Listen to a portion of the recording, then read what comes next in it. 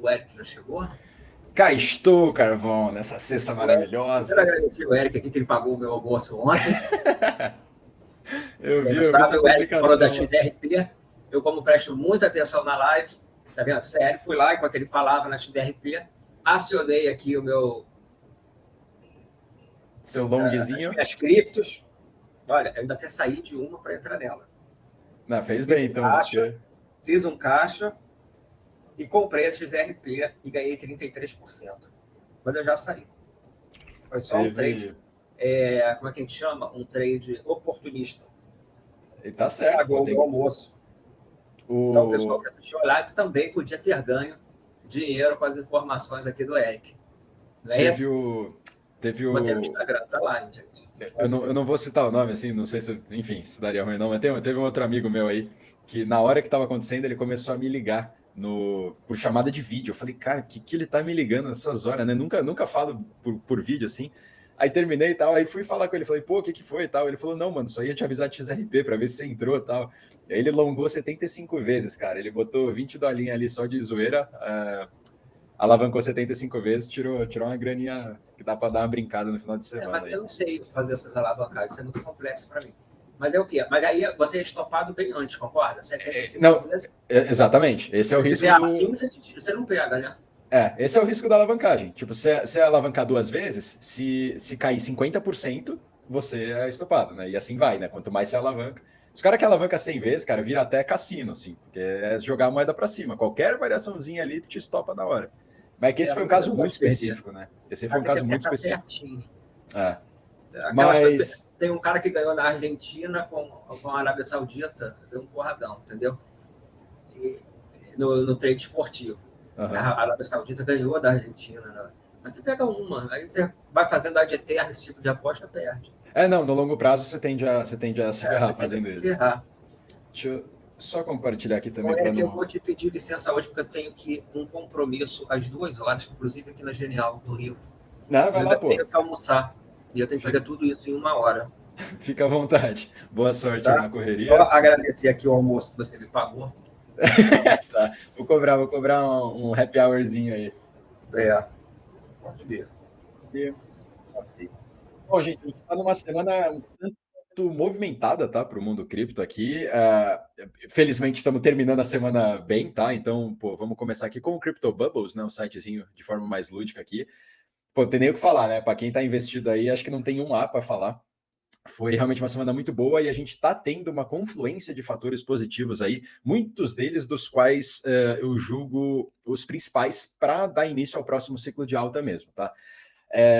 Hoje, especificamente, tá? A gente tem, obviamente, a XRP ainda carregando os ganhos de ontem. Para quem perdeu a live de ontem e não está muito ligado no mundo cripto, XRP é a Ripple. Ela é foi uma das primeiras moedas ali que surfou a onda dos ICOs, né? ICO é a sigla para Initial Coin Offering, que seria o equivalente ao IPO que a gente tem de empresas na bolsa, né? O pessoal pegou essa sigla, peço desculpas, pegou essa sigla para fazer o lançamento de tokens, né? Criptoativos no geral. Isso aí foi uma grande mania lá em 2017, você teve vários, só que ali que começaram os entraves com os órgãos reguladores, tá? Principalmente nos Estados Unidos e principalmente com a SEC, que por ser um ativo novo, não se sabia direito se seria categorizado como valor mobiliário, ou como commodity, ou como uma classe nova de ativos por serem cripto. E acabou que essa briga aí se estendeu até hoje, tá? Você vai ter 6 anos de processo praticamente já.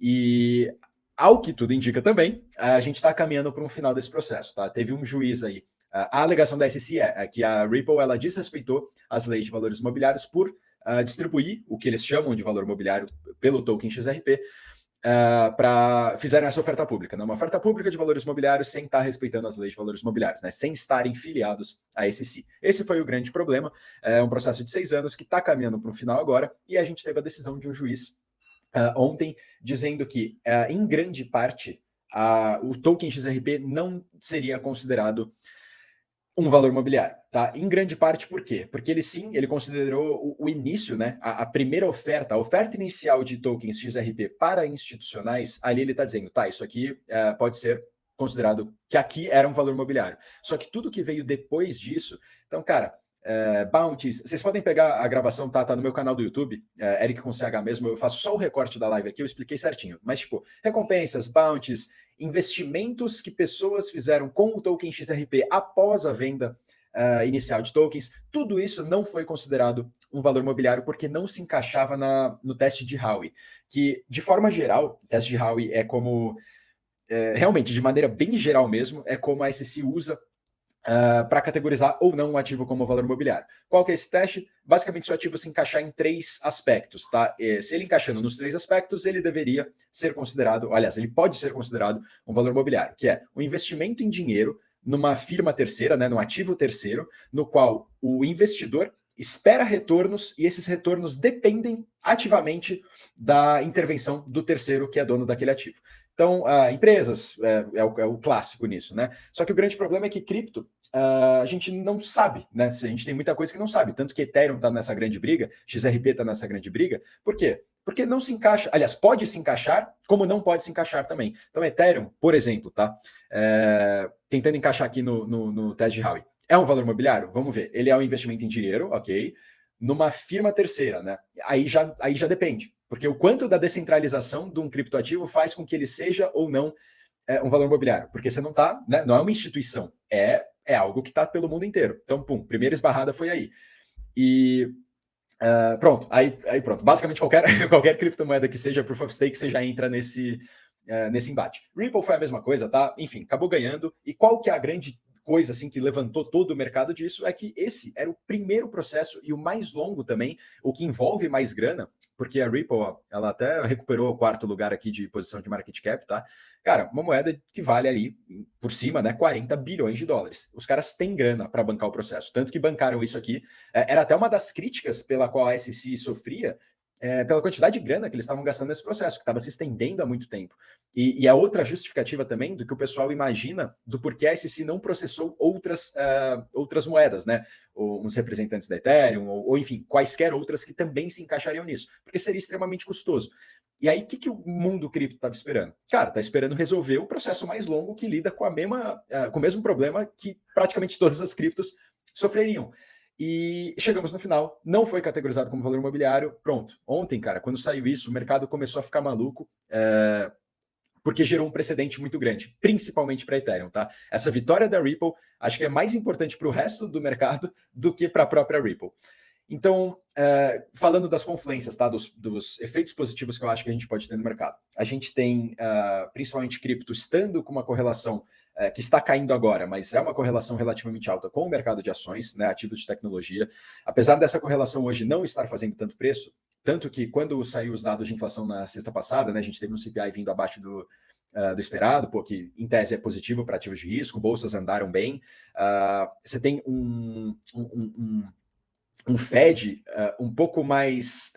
a gente não sabe como vão ser os discursos dele, mas é um Fed que a gente sabe que ele está um pouco menos preocupado agora. Ele pode estar um pouco menos preocupado com a inflação, porque aparentemente esse ciclo de juros alto aí que eles colocaram está surtindo efeito. Então, hoje o mercado já está falando aí... 2 semanas atrás o mercado está falando em 2 altas de 25 bips. Hoje já estão falando em uma alta. Quando que vai começar essa pivotada, né? Quando que vai começar essa queda de juros? Será que vai ser ainda esse ano? Já acho um pouco mais difícil, mas... quando isso acontecer, você vai ter o cenário macroeconômico favorecendo ativos de risco. Você vai ter a nível regulatório, que para mim era o principal, a nível micro de cripto, né? A grande trava era a trava regulatória. Bitcoin estava porrando legal, né? Estava se sustentando legal, porque a gente pode até ver aqui a dominância dele, tá? Que até ontem, né? A dominância do Bitcoin, estava voando. Das últimas semanas estava com uns 10, ganhou uns 10% ali nas últimas 2 semanas, superando 50%. Bitcoin estava voando porque não tinha o medo da repressão regulatória, né? Os investidores não tinham medo dessa repressão regulatória porque o Bitcoin das criptomoedas era o único que já tinha sido martelado que era uma commodity, porque era descentralizado o suficiente para ser considerado uma commodity.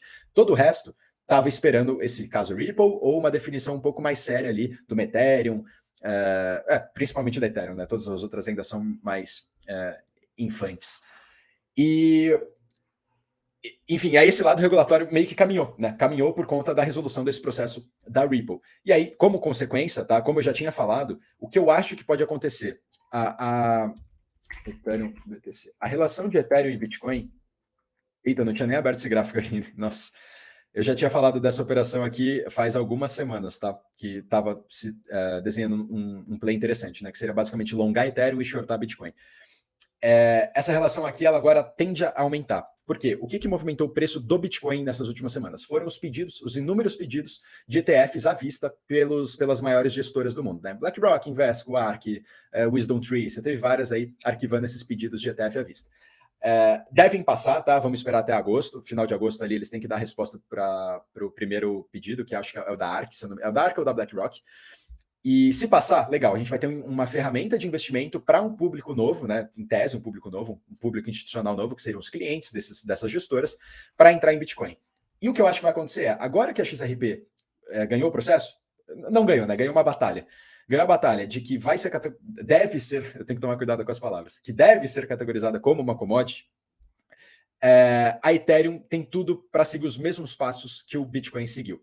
Então, para institucional não está nem aí para descentralização, tá? Eles não querem descentralização. É uma ferramenta que pode possibilitar ganhos para eles. Ponto final. Acabou. É isso que importa. Para eles, Ethereum faz ainda mais sentido, porque Ethereum, apesar de ser Ethereum e Bitcoin são criptoativos, só que tem propostas extremamente diferentes. E para o institucional, Ethereum faz muito mais sentido, porque ela tem muito mais aplicação, ela tem muito mais casos de uso. Não significa que um é melhor que o outro, ela só tem propostas diferentes. E nesse caso, Ethereum para institucional faz muito mais sentido que Bitcoin. E se os pedidos de ETF à vista de Bitcoin movimentaram o que movimentaram o Bitcoin nessas últimas semanas, só pela antecipação, né? Só a antecipação dos ETFs já mexeu tudo isso com um ativo que, em tese, nem é tão útil assim para o institucional. Eu acho que a Ethereum, cara, tem margem para fechar esse gap, tá? Não num horizonte de tempo tão curto, tá? Mas seria um ganho da Ethereum frente ao Bitcoin, cara, de uns 15%. Isso aqui é de um frente ao outro, tá? Não é ganho de 15% da Ethereum, é de um frente ao outro. Se você ainda jogar nas duas pontas, longar Ethereum, shortar Bitcoin, obviamente você está agregando muito risco nessa jogada, tá? Você já tem o risco do mercado cripto, mais o risco de estar jogando contra o Bitcoin, que não é algo muito fácil, né? Tem gente que fala aí que até nem brinca de shortar nada em cripto porque é muito louco, só longa quando acha que faz sentido. Mas de maneira geral, tá? Esse aqui continua sendo um play que eu acho que faz muito sentido mesmo, especialmente para o ano que vem. Então, ó, falei dos principais cenários, que é cenário macro está se desenhando para caminhar para um caminho. Aliás, cenário macro está se desenhando para um caminho melhor, que é a possível queda de juros no horizonte de tempo menor do que a gente estava esperando. Cenário regulatório está andando show de bola para cripto. Eu não achei que ia ser tão rápido assim. Halving do Bitcoin ano que vem. Halving não faz preço, tá? Não deveria fazer preço, mas vai entrar como um fatorzinho extra, porque não importa o racional, tá? O importa é que o mercado acha que faz preço. Então, halving em abril do ano que vem. E, de novo, acredito que julho para agosto do ano que vem a gente já esteja com um bull estabelecido, tá? Bull market estabelecido em julho e agosto do ano que vem. Não levem tão a sério tudo que eu estou falando. Eu estou 100% comprado não investido, tá? Mas minha carreira é o mercado cripto, né? Então, obviamente, eu acredito nesse mercado. Então, procurem contrateses, procurem pessoas que não são tão otimistas quanto eu para tomarem suas próprias decisões. Mas a máxima que eu deixo eu acho que a gente está num ponto que é mais arriscado você não ter nada em cripto do que você colocar 0,5%, 1% do teu capital. Não é para fazer loucura, não é para meter 10%, 15%, não. Isso aí é só para quem vive disso mesmo, que está acompanhando todo dia. Mas, cara, 0,5%, 1%, a assimetria de risco é muito grande, tá, gente? E, por último aqui, ó, vou até deixar... Putz, eu não deixei separado. Deixa eu buscar aqui para vocês, espera aí. Twitter também é meio... Deixa eu ver. Larry Fink, que a gente saiu... Teve outra notícia aqui, ó. O próprio Michael Saylor acabou de... O Larry Fink, CEO da BlackRock, tá? A maior gestora do mundo, 10 trilhões sobre patrimônio. Ele pediu, né, já meio que defendeu aqui o Bitcoin algumas vezes. Lembrando que em 2017 ele falava que nunca ofertaria isso para os clientes deles. E hoje, faz umas 2 horas que isso aqui aconteceu, ele veio a público falando do porquê ele acredita que a categoria de cripto como um todo tem um potencial para meio que transcender o que a gente entende como dinheiro, que é justamente pelo fato dela não ter fronteira. Então, o fato de que você tem um dinheiro que hoje já está num nicho muito específico, tá? Mas já furou uma bolha, né? Você tem o próprio Larry Fink falando em rede nacional o que ele acha de Bitcoin, né? Então você furou uma bolha, você tem acesso a um público relativamente grande. E o fato de você não ter fronteira só por isso, e ser um tipo de currency, né? Um tipo de moeda, entre aspas, que não está limitado a uma fronteira, você já está à frente de qualquer outra moeda que tenha a limitação de fronteira. Assistam a frase dele aqui depois, tá? Não é nada muito complicado. Posso deixar o link aqui quando eu terminar. E, enfim, eu tô extremamente bullish, tá? Vamos tomar cuidado aqui até. Agora, vindo só para giro rápido de notícia, para a gente ver, além dessa porrada que o mercado deu. Então a gente teve, de fato, aqui a manchete, né? Volume diário de Ripple aumentou 18 vezes após essa decisão de que ele não é um valor mobiliário. As principais exchanges voltaram a relistar a XRP, então Kraken, Crypto.com, Coinbase, todas relistaram porque elas tinham deslistado, né? Porque era aquele medo da SEC vir bater nelas, apesar de já estar batendo, por estar oferecendo um valor mobiliário. Agora que a gente sabe que não é, eles estão relistando, o volume da Ripple aumentou bastante. Não acho um bom investimento, tá? Eu não gosto de Ripple, não acho Ripple com fundamentos bons, mas isso são outros 500, tá? Essa vitória é bastante importante. A gente tem na Europa também, primeiro ETF de Bitcoin da Europa aí, que atrasou um aninho, vai ser lançado esse mês, só que a justificativa do atraso até faz um pouco de sentido, tá? Isso aqui, um ano atrás, a gente estava bem naquele auê todo de Terra Luna, mercado caindo pra caramba, não fazia sentido você lançar uma ferramenta de investimento para um setor que estava tão depreciado no momento, né? Então agora a gente está num momento um pouco mais favorável, eles vão vão lançar esse ETF. Celsius foi uma das empresas que emprestava cripto, né? E eles tiveram um papel fundamental também em todo o caso Terra Luna e toda a desalavancagem do mercado. Eles faliram, obviamente eles estavam usando fundos de clientes de maneira inapropriada também, né? Então o CEO da Celsius foi preso, só que hoje ele foi preso ontem e hoje já foi solto sob fiança, tá? 40 milhões de dólares, tá restrito de viajar, não pode sair do país, tal, vai aguardar o julgamento em liberdade, mas enfim, também isso aqui tá caminhando bem, tá? Só o fato dele ter sido detido significa que acreditemos que ele vai pagar pela fraude que ele cometeu. Um outro roubo que teve, que eu trouxe aqui, primeiro o ataque, né? Falando da Multichain, que ela tinha sido hackeada. Aí na semana seguinte eu vim falando da Chainalysis, que é uma empresa de rastreamento de dados de blockchain, né? Dizendo que parecia que não era um hack, parecia que era um ataque interno. E aí hoje a gente teve a irmã do CEO da Multichain sendo detida lá com 220 milhões de dólares na China. E aí, obviamente, foi um ataque interno, tá? Então não foi hack, não foi nada. Que bom, né? Que bom. A nível de segurança, a gente vê que pelo menos as bridges não estão mais sofrendo tantas explorações quanto sofriam antes. Porém, que ruim que temos pessoas de má índole ainda nesse mercado. Por último, a gente teve a Y, né, a Ernst Young, apresentando aqui uma solução de conhecimento zero, já explico como que é essa tecnologia, para as transações do real digital, tá? Então, isso aqui eu já esperava que fosse acontecer, porque o nível de criptografia de conhecimento zero, né, conhecido como ZK, né, Zero Knowledge, traduzido, conhecimento zero.